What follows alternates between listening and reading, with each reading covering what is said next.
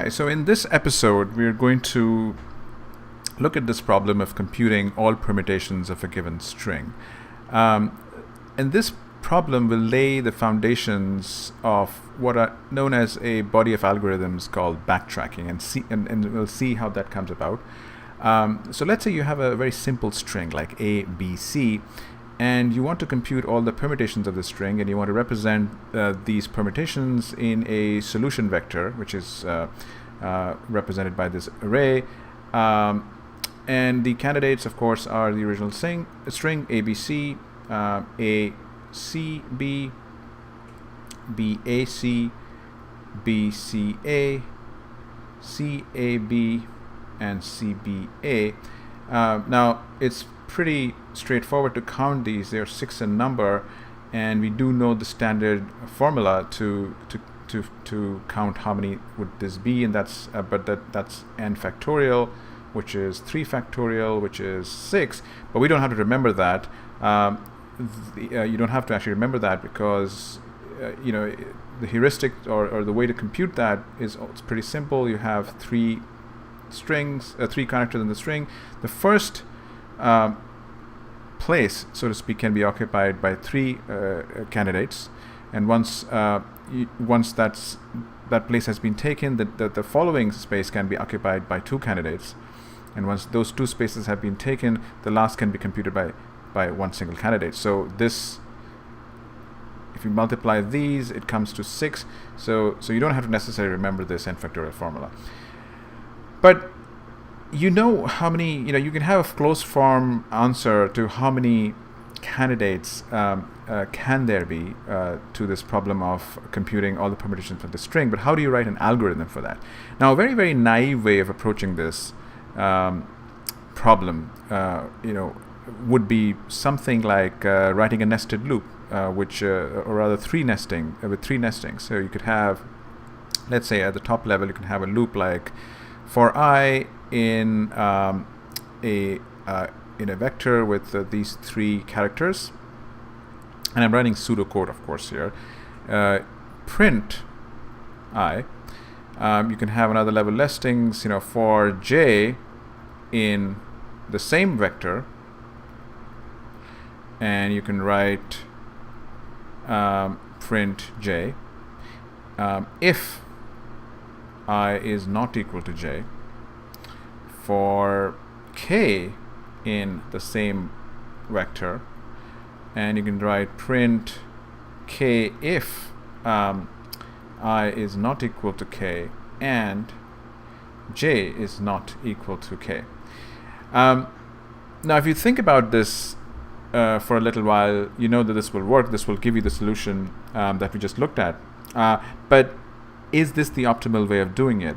And the answer is, of course, no. What happens if you're looking at 5 character string or 100 character string? You cannot possibly write 100 nesting loops. So let's assume that we this is obviously, if you look at the algorithm complexity, this is a exponential time algorithm, but let's assume that we're not concerned with the running time of this algorithm, but we're concerned with essentially writing it in such a way that it can handle 1 characters, and it can handle 1,000 character string. So how would you go about doing it? And this is where we start thinking about this as a modeling this problem as a tree problem or a graph problem. So like I said, one of the ways we can model this problem is like a graph problem. So let's assume that we have 3 connected components in a graph, each connected component, the root of which is the character in the string. So in this case, A, B, and C. And the next levels in the graph represent the choices that we have, the candidates for the next position. So for example, if we were to start traversing this graph, starting with root A, but what are our choices? Well, we can go to A again, but that would not be valid because that's not a valid permutation. You do not have A following another A, so this is not a valid path. We can go from A to B, and that would be a valid path. And then the next choice is, can we go to A? No, that's not a valid path. Can we go to B? That's also not a valid path.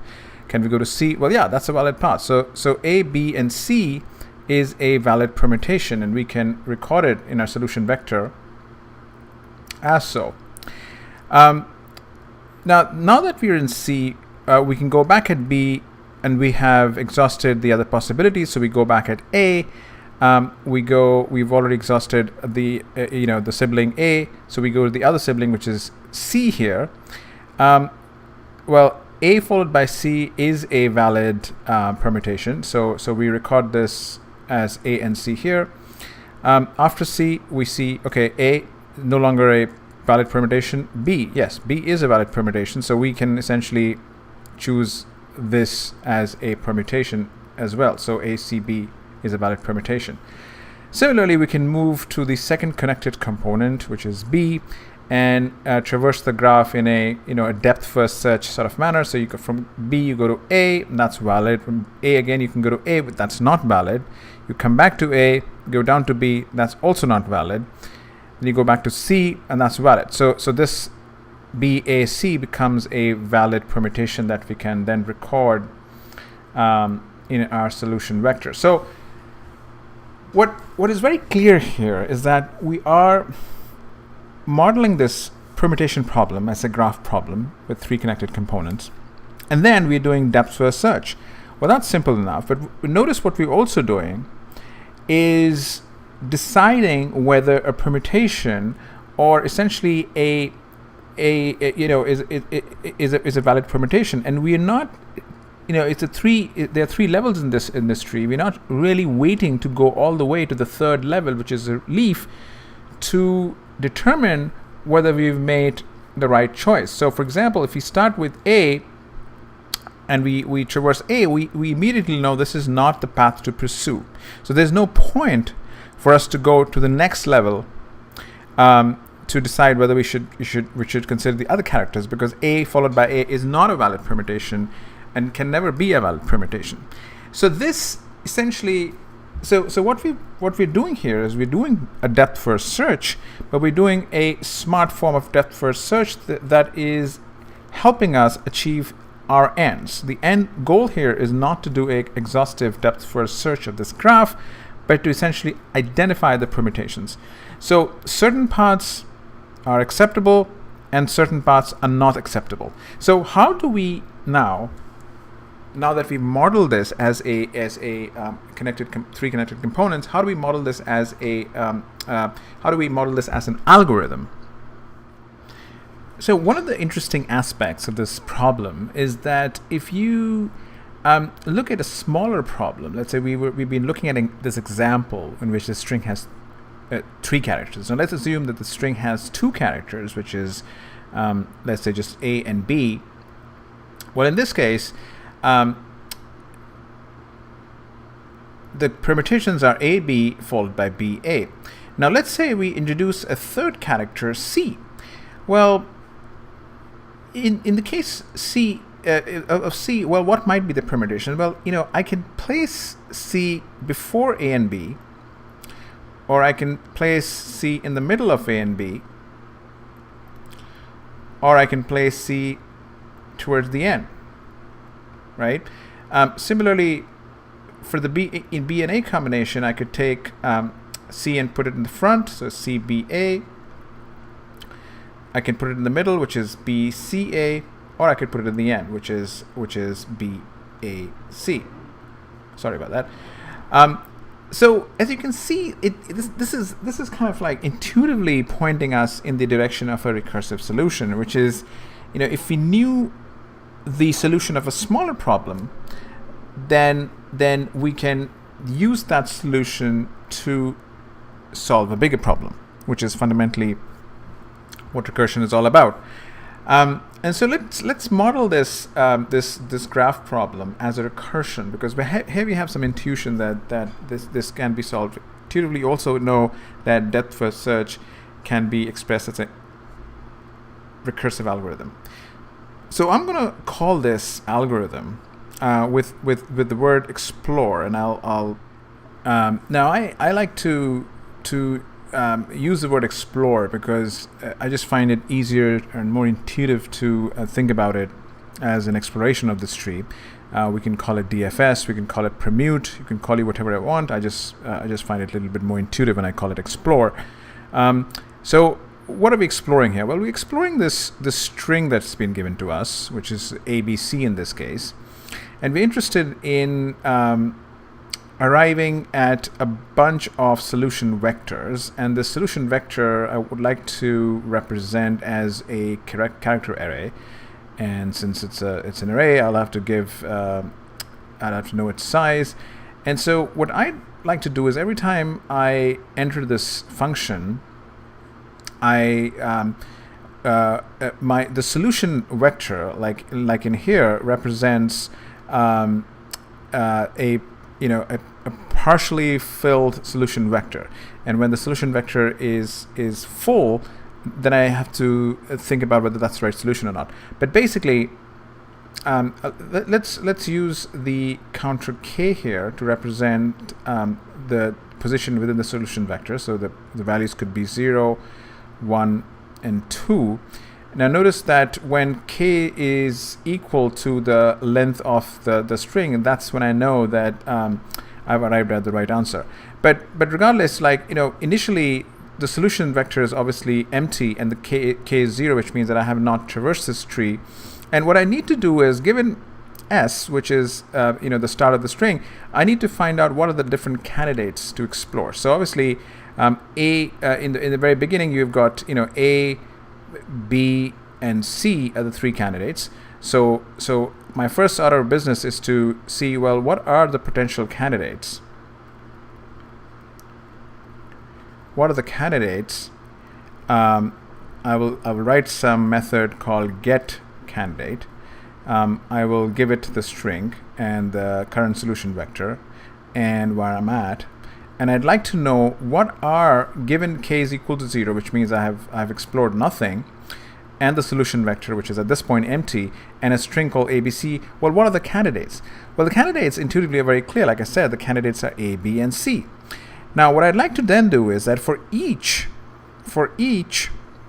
candidate in this string, I'd like to add it to the solution vector. So solution, at position k equal to this candidate, and then I would like to explore the string again, but this time with the new solution vector and position k. Now, one thing I should do here is increment k, which is so every time in the loop I'm going to the next direction. So essentially, this is all there is to my recursive subroutine.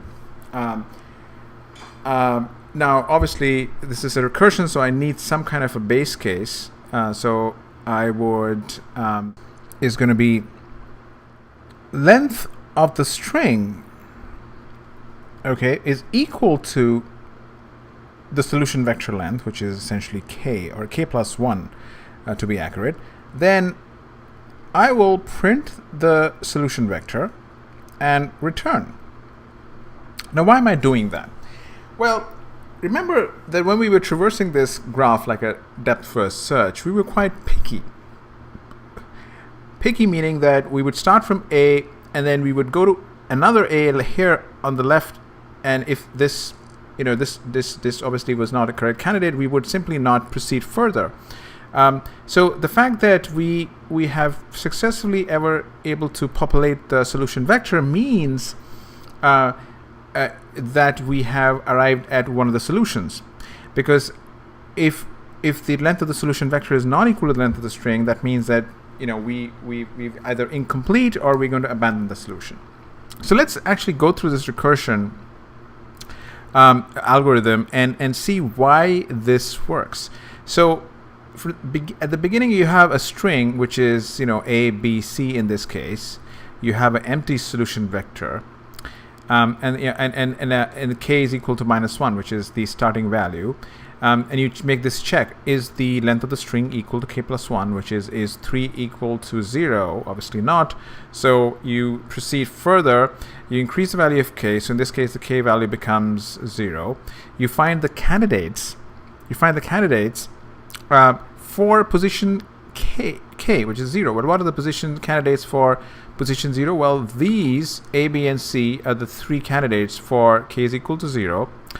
And for each of these candidates, I'm going to put that character as in the solution vector at that position, in this case position 0, and then explore the graph from that point onwards. So once so in the first iteration, I have the solution vector with value of A because I'm starting from left to right, and I'm going to explore, which basically means calling the recursion again with this partial solution. So what I'm back here at this point, I still have the string A, B, and C, and the solution vector contains a single character A. But at this point, my k has obviously increased to 0. I do this check. The check is invalid. I continue. At this point, k becomes equal to 1. Now, I need to find, well, what are the candidates for position 1? Well, given that my solution vector at this point contains A, well, what can be the candidates for position 2? Well, I can't really have k equal to A. I can't use A because I've already used A, so I have to use B. So a possible candidate. So the possible candidates are B and C, right? And you can see how this algorithm, this algorithm will work. The challenge here, of course, is that we still have to write this routine get candidate, right? And in this, I have to sort of, in order, you can see that, given what is in the solution vector at any given point of time and what is a candidate, I have to figure out whether that's a valid candidate or not, and only includes valid candidates. So for example, if the solution vector contains A, then only B and C are valid candidates. If the solution vector had contained B, only A and C would have been valid candidates. So this sort of an algorithm, while it will provide you the correct answer, it's not the most optimal way of writing the solution. So how else we might model this problem such that this algorithm kind of gets a little bit simpler to write and maybe even simpler to think about.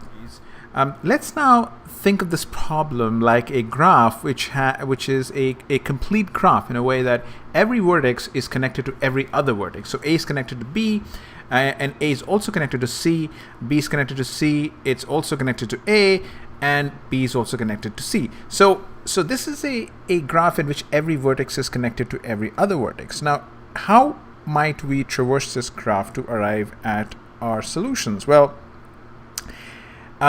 if you start from A, which as the root, we can go from A.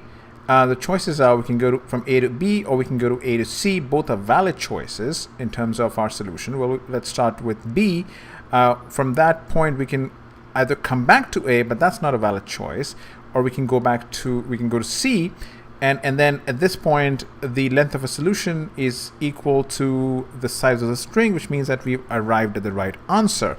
Now notice that it's actually simpler to figure out whether we've actually arrived at the wrong path, because if you were to start from A and go to B and then try to come back to A, well, we already visited A. And so we cannot visit it again. So that kind of tells us intuitively that maybe by just maintaining a vector of some kind which maintains the state of what vertices we have visited, we might be able to simplify the problem. So let's create such a vector. It's a Boolean vector. Let's call it visited. And this vector, we'll initialize it appropriately. I still want to just focus on writing a pseudocode so the concepts are easier.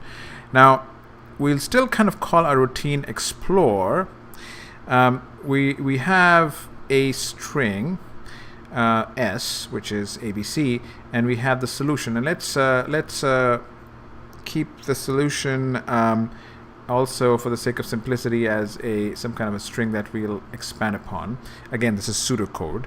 Now, of course, we know the base condition, kind of we discussed last time, which is if the length of the string is equal to the length of the solution,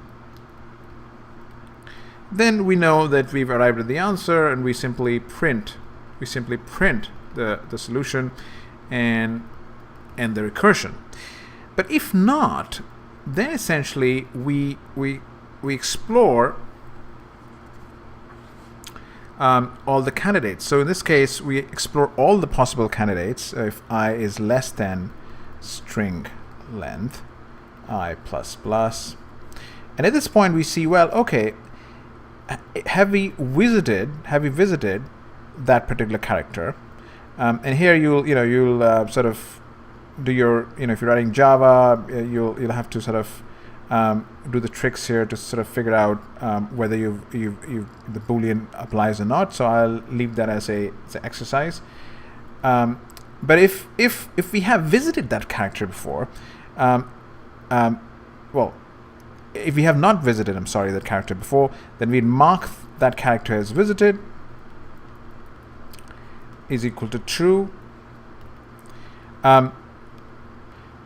Explore, we call recursively the string, and this time we expand on the solution to include this character that we're just visiting, which is character I. And at the end, we actually mark the visited character as false. I apologize for running out of space here, but let's kind of explore what we just did here. This algorithm looks a little complicated, but it's actually much simpler than what we last saw. This part is kind of intuitive. This is the base case that, like we discussed. This is just basically telling us when to stop, which is if the string length is equal to the length of the solution, we print the solution and we return. Otherwise, we explore all the characters A, B, and C, and the moment we encounter the character for the first time, we mark it as true. And if we have encountered that character before, which means that if visited would be true for that character, we don't even go into this loop. We don't explore it further. But if we haven't explored it, we mark it as visited, we explore it, and then we mark it as false. Now, why are we doing that? Now, let's assume that you start with A, you mark A as visited, you go to B, you explore B. Now, as part of exploring B, you have two choices. You can come back to A, or you can go to C. But let's assume that you come back to A. Well, you can't come back to A because visited for A is true. So this is not a valid choice. So you go to C, and that is a valid choice because you haven't visited it before. Now at this point, the solution vector size is equal to the string size. So you're done. You will print the solution at this point. Next time around, since you printed C already, you go back to B. You have nothing further to address, so you go back to A. At this point, you've already visited B, so the only other solution is to actually go back to C and explore C. In exploring C, you have two choices. Either you can go to A or you can go to B. Well, you can't go to A because you've already visited A, so you would go back to B. So the solution would be A, C, and B. So as you can see, this is a much more simpler to reason kind of an algorithm. Now the key thing, of course, here is to mark, once you have actually explored a particular node, to mark it as visited as false, so that it can be visited again as part of exploring some other character. In general, what this exercise shows us that we had this problem to compute the permutations of the string. There are a couple of different ways of solving it, and this particular solution is the most easiest to reason about and requires the least amount of code. So I would go with this solution.